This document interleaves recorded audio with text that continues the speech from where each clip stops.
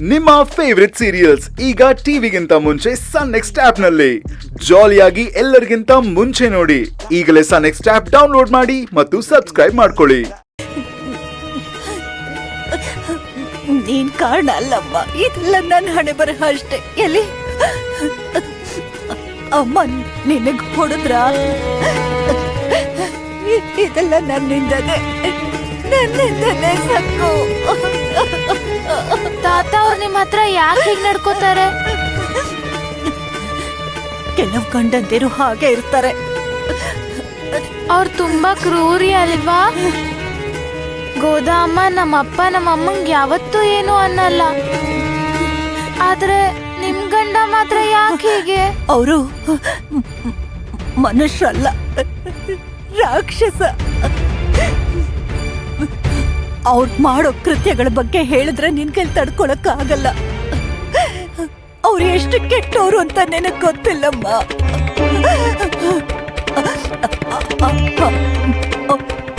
ಅವತ್ತು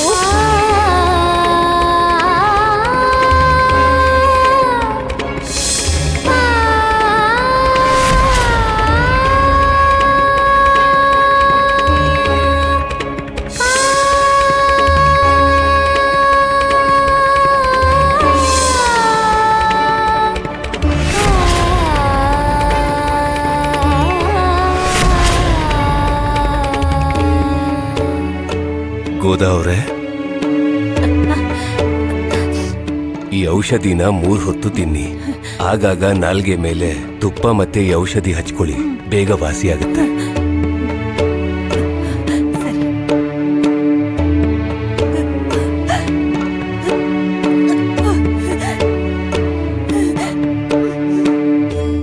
ಅವರು ಮನುಷ್ಯರಲ್ಲ, ರಾಕ್ಷಸ. ರಾಕ್ಷಸ.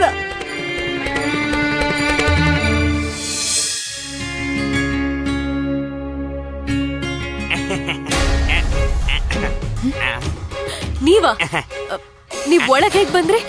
ಅದು ವಿಷಯ ಏನಂದ್ರೆ, ನೀವು ಹೊರಗೆ ಬಿಸಾಕಿದ ಮಾವಿನ ಹಣ್ಣನ್ನ ಮತ್ತೆ ನಿಮ್ಗೆ ಕೊಟ್ಟು ಹೋಗೋಣ ಅಂತ ಬಂದೆ.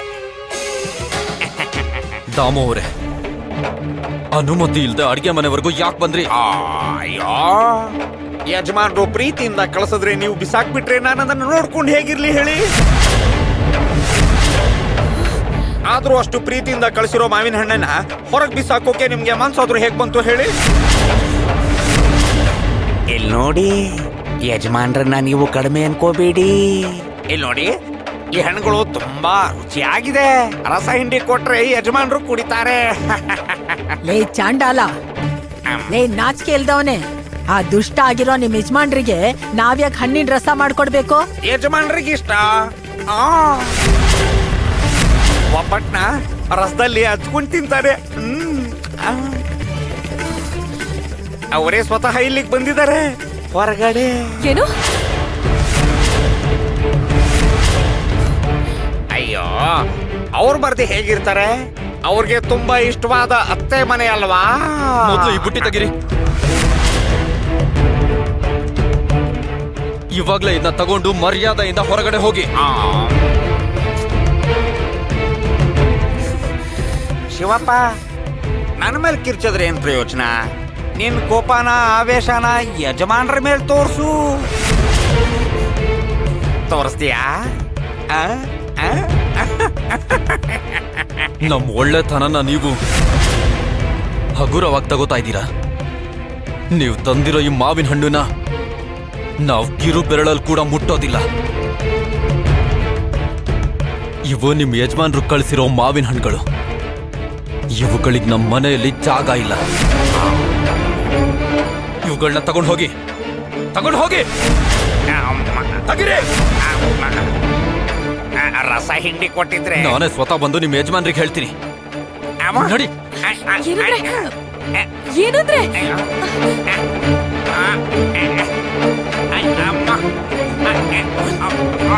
ಅಯ್ಯೋ,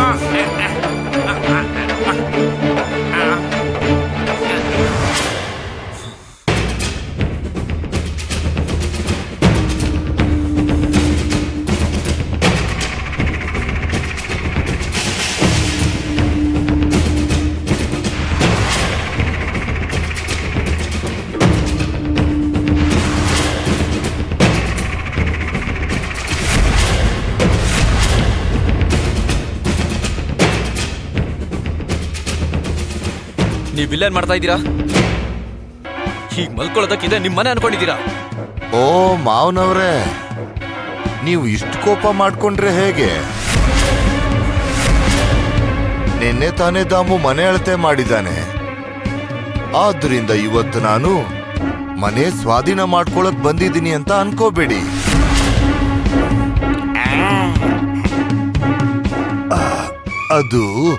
ಅದು ವಿಷಯ ಏನಂದ್ರೆ, ಸಿಹಿ ಜೊತೆಗೆ ಪ್ರಾರಂಭ ಮಾಡೋಣ. ನನ್ ಬಾಯಿನ ಸಿಹಿ ಮಾಡ್ಕೊಳ್ಳೋಣ ಅಂತ ಇಲ್ಲಿಗೆ ಬಂದೆ.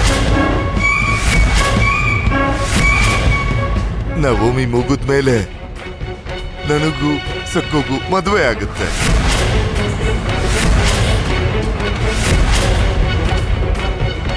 ಮತ್ತೆ ಸಿಹಿ ತಿನ್ಬೇಕಲ್ವಾ?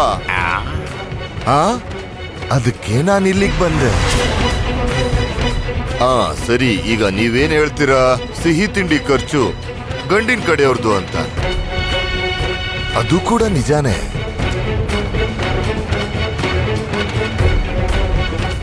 ಈಗ ಈ ಮನೆ ನಂದೇ ಅಲ್ವಾ? ಅದೇ ಅಂದ್ರೆ ನವಮಿ ಮುಗಿದ್ಮೇಲೆ ಈ ಮನೆ ನಂದೇ ಅಲ್ವಾ? ಅದಕ್ಕೆ ಬಂದಿದ್ದೀನಿ, ಸಿಹಿ ಏನಾದ್ರೂ ತಿಂದು ಹೋಗೋಣ ಅಂತ.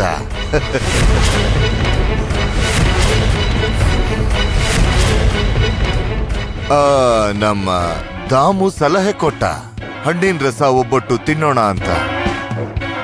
ಅರೆ, ತಿಂದ್ರೆ ಆಯ್ತು. ಮಾವಿನ ಹಣ್ಣಿನ ರಸ ಚೆನ್ನಾಗಿರುತ್ತೆ ಅಲ್ವಾ? ನೀವೀಗ ನಾವು ಒಟ್ಟಿಗೆ ಊಟ ಮಾಡೋದನ್ನ ಆಟ ಅನ್ಕೊಳ್ಳಿ, ತಪ್ಪೇನಿದೆ? ನಮ್ಗೆ ಹೇಗನ್ಸುತ್ತೋ ಹಾಗ ಅನ್ಕೊಳ್ಳೋಣ. ಫಲಿತಾಂಶ ಅದ್ಭುತವಾಗಿರ್ಬೇಕು, ತೃಪ್ತಿ ನೀಡ್ಬೇಕು. ಇಲ್ ನೋಡಿ, ಮಾವಿನ ಹಣ್ಣಿನ ರಸಕ್ಕೆ ಹಾಲು ಹಾಕಕ್ ಹೋಗ್ಬೇಡಿ, ರುಚಿ ಕಮ್ಮಿ ಆಗ್ಬಿಡುತ್ತೆ. ಏನೋ ಹಾಕ್ತಿರಲ್ಲ, ಕಪ್ಪು ಮೆಣಸು, ಅದನ್ನ ಹಾಕಿ. ಕಪ್ಪು ಮೆಣಸು ಹಾಕಿದ್ರೆ ನಂಗೆ ತುಂಬಾ ಇಷ್ಟ. ವಡೆ ಬಜ್ಜಿ ಹೇಗೂ ಮಾಡ್ತೀರಾ? ಆ ಶುಂಠಿ ಚಟ್ನಿ ಮಾಡೋದನ್ನ ಮರಿಬೇಡಿ. ಸಿಹಿ ಜೊತೆಗೆ ಖಾರ ಇದ್ರೆ ನಂಗೆ ತುಂಬಾ ಇಷ್ಟ ಆಗುತ್ತೆ. ಇನ್ನು ನನಗೆ ಸಾಕು, ನಿಲ್ಸಿ.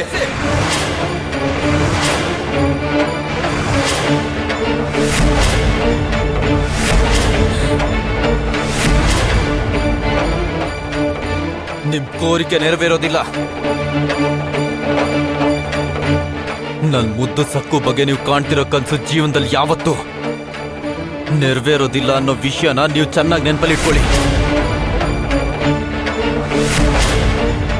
ನಿಮ್ ಹತ್ರ ಸಾಲ ತಗೊಂಡಿದೀವಿ ಅಂತ, ಬಡ್ಡಿ ಕಟ್ಟಕ್ ಆಗ್ತಿಲ್ಲ ಅಂತ ನೀವು ನಮ್ಮನ್ನ ಬಲವಂತ ಮಾಡ್ತಾ ಇದ್ದೀರಾ. ದಿನ ನಮಗೆ ಸಮಸ್ಯೆ ಕೊಡ್ತಿದ್ದೀರಾ. ಯಾರಾದ್ರೂ ಏನಾದ್ರೂ ಅನ್ಕೋತಾರೆ ಅಂತ